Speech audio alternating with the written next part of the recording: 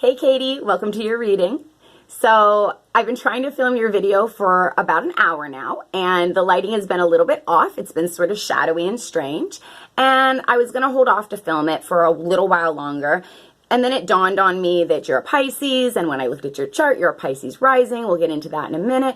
And I was like, being a fish and being a Pisces, you're underwater, you're swimming, you're used to the sun kind of coming in and the shadows and all of that. And you're also ruled by Neptune. And so that means that you're used to maybe hearing things, seeing things otherworldly, having that veil sort of dissolved. Neptune rules other worlds, it rules other dimensions, and it allows the veil to be dissolved between the two worlds. And so people with Pisces tend to be very intuitive, and that can be many different ways, right? That can be clairvoyance, that can be just basic intuition, that can be psychic, that can be all sorts of different things. But you tend to, Pisces, prominent people tend to have a very, very deep intuition. And so you are a sun Pisces. And you are also a rising Pisces. And so your sun means that is how you see yourself. And your rising sign is how other people see you. And I found that very interesting because the way you see yourself is the same way that people see you. And so that's really nice in a lot of ways. That gives a lot of freedom because you can really portray yourself in the way that you want to, or you are portraying yourself in the way that you want to. So Pisces are healers, they're dreamers. They go with the flow. So people see you as somebody who kind of goes with the flow, and you probably do kind of go with the flow, which is amazing. The thing about Pisces is that they're fish. They go with the tide. They don't stop too long. They'll stop for a minute and look. Now, you have to be a little bit cautious with that. Every sign has a yin and a yang, an up and a down. And the thing with Pisces is that you don't like conflict. You don't like any of that. And so you tend to go, go, go, go, go. Dream, dream, dream, dream. If you get stuck in here, in dream world, in that land of where can I go? Where should I be? It's a beautiful place. It really is. Pisces are wonderful. It's the 12th sign of the zodiac. It's the very last sign. And it is what we consider to be the closest to God, the closest to the universe, whatever it is that you believe. And so you're a very sensitive sign. You're very caring. You're very loving. You're very healing. And people don't necessarily understand the depth that you have. And so you don't always show your depth. And so people see you just going with the flow, right? And they don't see you ever really come to the surface or go down too deep, yet you do. And so I think that something that is very important with a placement that is a Pisces rising and sun, so people see you that way and you see yourself that way, is to just be very, very true to yourself. Take time to recognize what it is that is guiding you and where you need to go. Don't necessarily swim with the school all the time, I guess. Swim away sometimes from the school of fish if you want to, or if you need to. And then you will be doing what you need to do. That will kind of help you maybe even get out of the flow. I recorded this video a little bit ago, and a part of it, like I said, it was shadowy, and I didn't keep it, and it was a little bit different. And I'm glad that I did it this way because that was a message that didn't come out last time, and I think that you needed to hear it. And the last one was mostly me just going over the facts of your chart, and so that's interesting. Anyway, let's keep going and see where we go. Your moon and Venus are the other two that I pull, and your moon is how you emotionalize things and how you think about things mentally. So yours is in Cancer, and when I saw this, I had an instant because I'm a Cancer moon, and so it instantly resonated with me, and I was like, oh, awesome, that's awesome, Katie. So we both have Cancer moons, and so I can very clearly explain to you what a Cancer moon feels like, emotionally and mentally. Now, I do want to clarify before I say this, that every single person has different aspects that hit the parts of their chart that I look at. And I don't look at any of those, and I don't look at houses for tarot readings. I am the daughter of an astrologer, and so I know a lot about the signs themselves in general and that kind of a thing. And I know about, sun, moon, rising, that, Venus, but I don't know all the other stuff. So if this doesn't resonate, it would be beneficial, or you might want to look into getting your chart read and having all the aspects right, because this can change things. But in general, Cancer moons feel very emotional, very loving, very loyal. They are the hermit crab as their zodiac sign, but they are the mother of the solar system. So they love very deeply, but they're very protective, and they don't let a lot of people in their circle because they are very protective. They are I can't think of the word now. See?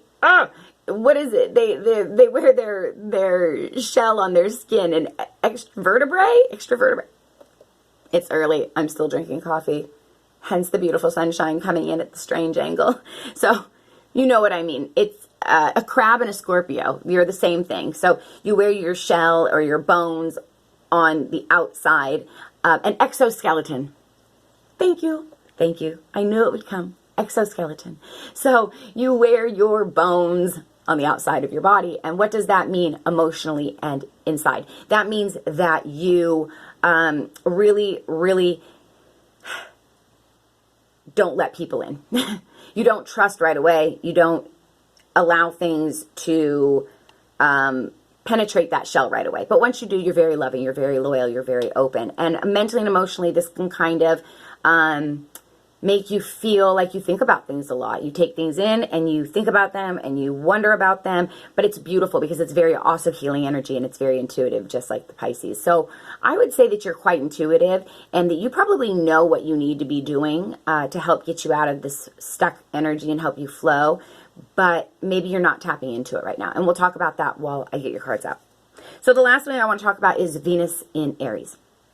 And your Venus is how you love. It's how you show love to your partner, marriage, spouse, whatever, and how you have business partnerships and your friendships, your close relationships. And for you, it's in Aries. So you're bold, you're direct, you like things that are upfront. This is how it is, ... And it's not like, oh, hi, I'm kind of shy. No, there's no shy in your interpersonal relationships once people get to know you. And so the next thing I'm going to talk about is your life path and your karmic number. So your life path number is what you're supposed to be doing with your life, and your karmic number is the number that you come in with in this life, and sort of the karma that you have to deal with. Or don't think of it as karma. Think of it as what you need to focus on to work through to master or achieve in order to really be able to get your life path number solid, right? Okay, so with that, I'm going to talk about your life path number. And your life path number is 9. I have some notes here because I wrote down the most prominent things from that life path that I thought would be interesting for you or that you would need to hear. So life path number 9 is very caring, compassionate, and intuitive.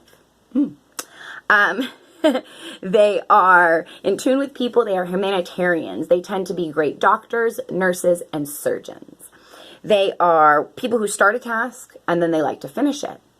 So in order to get like that, you would need to, from your karmic number, which is a number 2, you would need to master emotions. So karmic number 2s are very emotional. They can be a little bit shy. They can be moody. They can be all the things that Cancer is. And so which I find funny because that's your moon. So it's almost like mastering your emotions and your mental mind helps you get to where you need to go in your life path number. So number 2s are caretakers. They're very, very loving and loyal, and they like to be there for the people that they love. They're devoted protectors. They're also great as doctors, nurses, caretakers. And so really, being a Cancer moon, having number 2 as your karmic number, which is very Cancerian, and it's ruled by the moon, and Cancer is ruled by the moon, and having your life path number 9, having something that is... in this life, you need to show caring and compassion and be in tune with people. And that's what you're supposed to do. That's your destiny, which is very Piscean. In order to get there, to be who you see yourself as and other people really see you, you got to kind of get your mind and your emotions sorted out. Okay. So that is the bonus numerology and natal chart reading. We are at 10 minutes. I'm going to give you a 15-minute tarot reading. And as I'm pulling your cards, I'm going to talk to you a little bit about the energies that have been going on and why you might have been feeling stuck recently, Katie. Okay? So I have meditated with these cards for 40 minutes, 50 minutes before I turned the light, before I turned the light on. I didn't turn the sun on. Before I turned the camera on, excuse me, and tried to get all of this filmed. So They are pre-shuffled. I'm just going to pull some cards for you. And as I'm doing that, I am going to tell you what has been going on. So, at the end, I will show you the cards and we will get into the reading. This is when the reading starts, by the way. So, we are, as I'm filming this, tomorrow night we will be hitting what is called a black moon. And a black moon is a double new moon. So this month we already had a new moon, we have another new moon. What does that mean? It means that we are in a major time for change, for starting something fresh, starting something new. We had 2 major eclipses happening. You can check out my page, Intuitive Healing, for all of this information. But they basically opened a giant portal to help manifestation and to help you get where you need to go. Now, everybody's been feeling stuck. Everybody's been feeling really, really, and that's because Mercury has been in retrograde. It is still in retrograde as I'm filming this, and it will be in retrograde until the 31st. After that, it will come out of retrograde, but Jupiter will still be in retrograde until the 11th of August. Now, both of these planets basically do the same thing, but Mercury does it on an intense level, and Jupiter does it in a little bit of a level. Mercury rules Gemini, Jupiter rules Sagittarius. They're across from each other. They work together. So what they do is they sort of break down communication. They don't allow people to think clearly, to get their thoughts out precisely or clearly. They allow in a breakdown of relationships, communication, that kind of thing, because people are getting their wires crossed. A lot of other things. But basically what the energy asks you to do is to stop. It wants you to be stagnant. Now that's hard for a Pisces because, sorry, I talk a lot. That's hard for a Pisces because you do not want to be stagnant. You're like, I need to go. So that's okay. That's been happening for the last 3 weeks. And you probably felt it 2 weeks before, and you're going to feel it for about 2 weeks after, till about the end of August. There's a lot of other stuff going on. I would encourage you to go to my Facebook page, and so that you could see the post that I've written about that. But basically, there's so much going on that's making us feel stuck and stagnant, and it's going to come out at the end of the year. This whole year, interesting. This whole year has been about people seeing what needs to be seen so that they can make the choices that are right for them and break the cycles to move forward. Okay, so if you see something that isn't good, 7 of Swords just popped up. That's like the Deceit card. If you see something that isn't good, interesting, you need to rest. 4 of Swords. You need to take a break.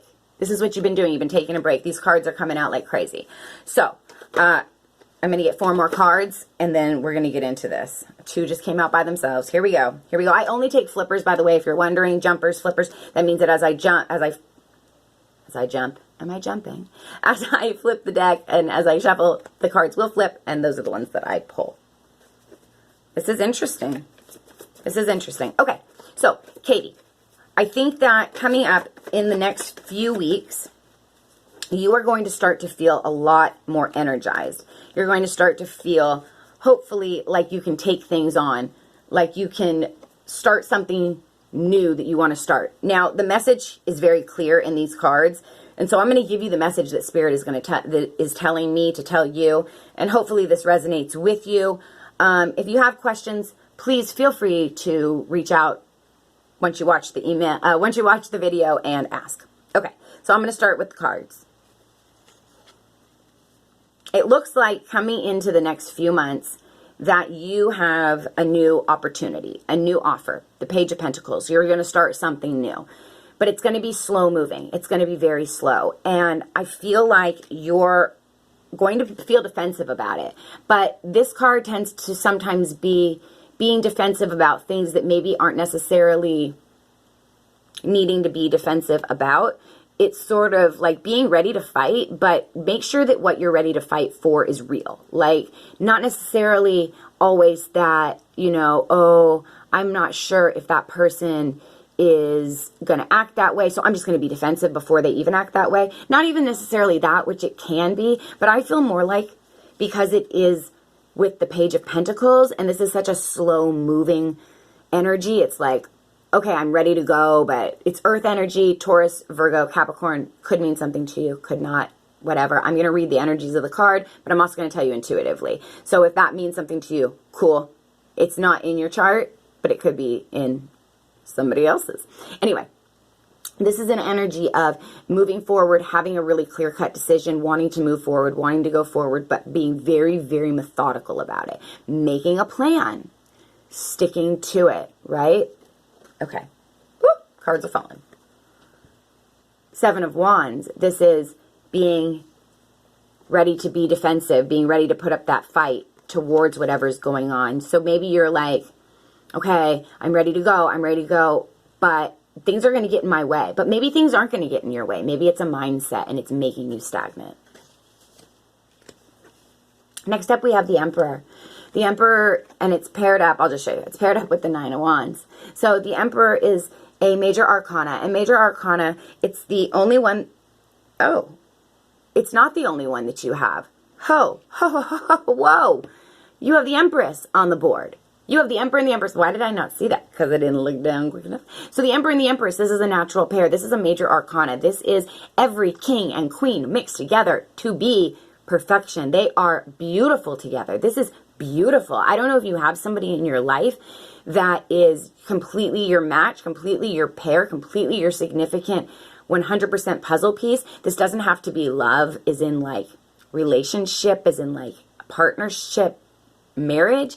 It could be a child, a business partner, that it just is your perfect match. Like, that's beautiful. But we'll get into her in a moment because she's paired with something that we'll just get into her in a moment.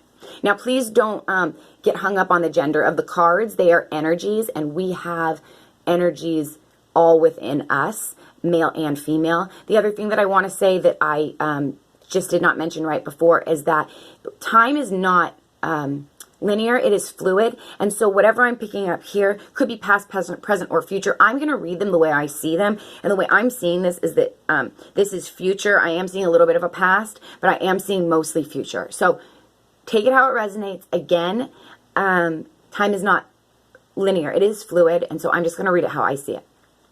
I hope that makes sense. Again, feel free to reach out and ask questions. So the Emperor is very, very in control. He has a plan. He has a path. He represents also Earth, Taurus, Virgo, Capricorn, right there. This could be a job, very much, because it is Pentacles, Taurus, Capricorn, Virgo. This is also Aries, though, because he can be a little bit controlling. He can be a little bit dominant. He can be a little bit, I know what I want, I need what I want it now sort of energy. But he's very much like the father or the grandfather of the tarot deck, you know, and he is loyal and loving and kind and knows what he wants. And so I think what it is saying is, again, you are moving forward towards something slowly. You might be defensive about it for some reason. You've got a plan. You're in control.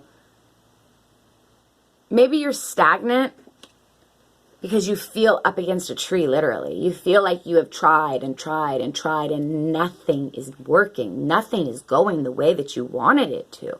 Nothing is happening as fast as you need it to happen. This is fire. This is passion. This is go, go, go, you know, and it's like stagnant because it's burnt out. It's like, it's like suffocating, you know. There's one left, though. There's one wand left. And I think that Emperor wants to use that one wand. Now, the interesting part about this read is where we go next. And the next card out is the Seven of Swords. And the Seven of Swords is the Thief card. It could be deceit, thieves, lies. In a love reading, it tends to be a cheating card.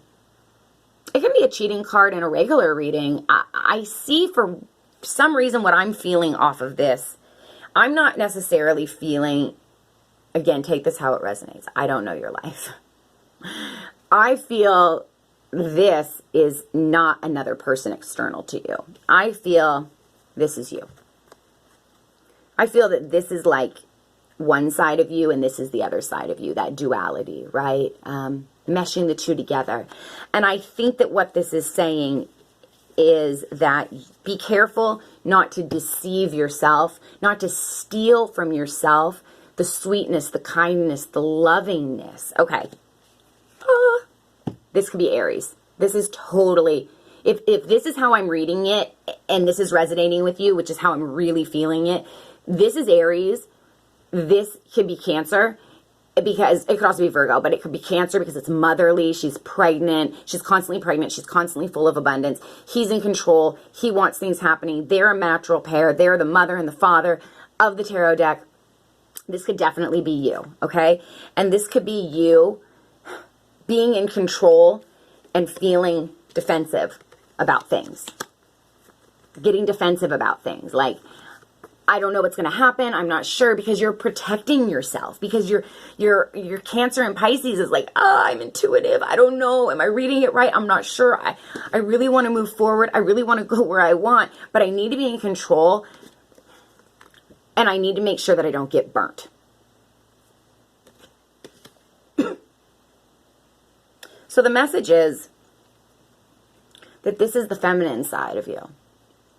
This is the masculine side of you that's like, go, go, go, go, go, go. I got to get it done. You know, it is what it is. It's not happening fast enough, but I'm sort of stagnant because I don't want to get burnt, but I want it to move, but I don't want to get burnt, but I want it to move. I get this image of a fish, like in the tide, like in the grass, like, bobbing, right? And there I am, like in and out of the shadows, in and out of the shadows. That's how it feels to me. So then we have the Seven of Swords, deceit, but I feel like you're deceiving yourself.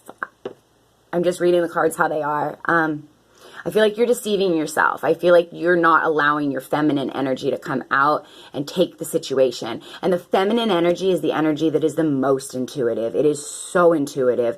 The masculine is intuitive, but the feminine is beyond.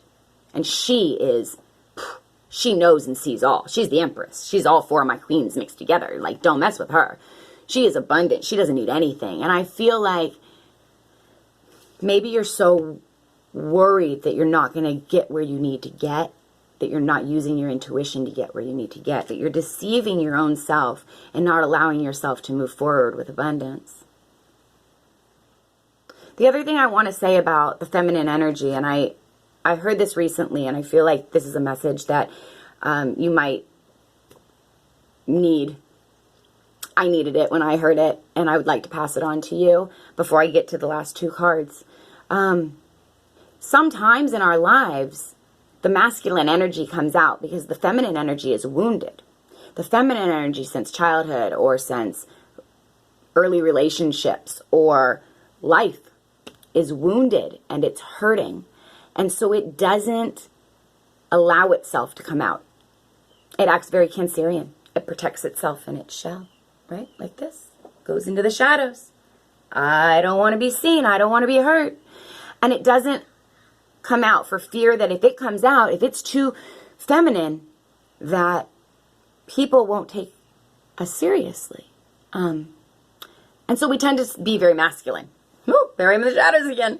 We tend to be very masculine. We tend to know what we want, say what we want, be what we want. And universe sometimes says, no, universe always says, you need to balance that energy. Male or female on this planet, in this earth, in this human form, you need to balance the feminine and the masculine energy in order to become whole and move forward in what you need to do. So I feel like this is a card of you deceiving yourself more than anything. So the next thing, the next two cards are how do you move forward? How do you do that, right? So this is the outcome for me. This is sort of your advice. Is to take a rest. Four of Swords, wounded warrior. You know, lay down the swords. You've been through a battle. You've been through something. Emotionally, mentally, externally, something. You've been through it. Maybe that's why you're stagnant. Maybe you needed to take a stagnant break. Maybe you needed to be stagnant for a little bit and just learn to breathe again. Learn to be again. Learn to ground yourself. Learn to love yourself. I feel like a lot of us feel like we love ourselves until we get put in a situation where we're stuck with ourselves. And then we're like, oh, well, that's shadowy, you know, and that's it. You got to work on the shadow work by being clear, upfront, and precise. You know, Page of Swords, he can be defensive. It's like somebody knocks on your door and you're like, what? What is it? What do you need? Whoa, whoa, whoa. Again, being defensive. There's a lot of cards of being defensive, but where in the beginning, the Emperor energy being defensive was all about these fire cards and all about like moving forward and passion and drive and go, go, go, go, go, you know, which is very Aries. It's very much your Venus. This is more mental. It's swords. It's more in your mind. It is in your mind. And so, you know, this is also swords. And what did we talk about in the beginning? Wait, what did we talk about in the beginning? Full circle. Okay, I love when readings do this because I don't obviously plan these. They happen how they happen. But this is always how it happens. So full circle. What do we need to do? We need to take a break, go inside of our mind, put down our swords, put down our thoughts, put down all that emotion, all those feelings, everything that's going on. And really, really think about what we're being defensive about, what we're dealing with. And that was the same thing with your life path and your karmic number. It was all about going within your mind and balancing out those energies. It was all about balancing out your mind and what you think about and how you think about things. So the last card that I have for you that I pulled, it was actually the very first card, and it's an oracle card, and it says release. Release. Release. And I'm just going to go back to this. Release. Let go. Let go of any time frame that you have specifically in your mind. Let go. Just let it be. Let go. Okay, we are at 27 minutes, and I hope that you enjoyed that. I hope you enjoyed the reading. If you did, please leave me a message, and leave me a message below. Leave me a message on my intuitive healing page, wherever you want. But Katie, it was awesome doing this read for you. I really hope it gave you clarity. It was a beautiful read. I think that you're moving forward if you take the advice to just stop thinking for a minute, get your mind right, and figure out after that what your plan is. Okay? Much love. I'll see you next time.